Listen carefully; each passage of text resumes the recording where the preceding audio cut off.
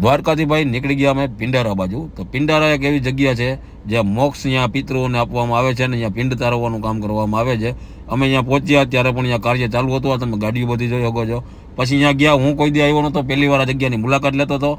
અને અહીંયા જ કહેવામાં આવે છે કે ભાઈ પાંડવોએ પિતૃઓને મોક્ષ આપ્યો હતો એના. અને અહીંયા પિંડ, આ કુંડ છે એની અંદર પિંડ તારવવાનું કાર્ય કર્યું હતું. આ તમે કુંડ જોઈ શકતા હશો. અને આ દરિયાનો કાંઠો સામે આવી ગયો છે ને, અહીંયા એક દરિયાના કાંઠે એવી વાવ છે કે જ્યાં હાલમાં મીઠું પાણી છે અને ચારે બાજુ આપણે જોઈ શકતા હશું દરિયો છે. તો આ દરિયાની વચારે મીઠું પાણી વાવમાં આવું એ પણ કહેવાય છે કે એ સમયથી જ છે. એટલે આ અત્યારે આવી કંઈક જગ્યા દેખાય છે. અહીંયા કાગડા ને એવું ઘણું બધું હતું. પછી અમે અહીંયાથી જગ્યાના દર્શન કરી અને નીકળી ગયા પાછા જામનગર જવા માટે. જામનગરથી અમે સીધા પાછા નીકળી ગયા જામજોધપુર, જ્યાં અમારે ગૌશાળા છે. ગૌશાળા બધી ગાયોની મુલાકાત લીધી. અને આ ગાયો તમે જો, અમે જેવા પહોંચ્યા એની સાથે જ બધી દોડતી આવી અને સીધી એક જગ્યાએ ભેગી થઈ ગઈ. એટલે મેં કીધું હાલો હવે ગાય માતાઓને ઓર્ડર આપી દીધો હતો, એટલે આવતીકાલે સવારે તમને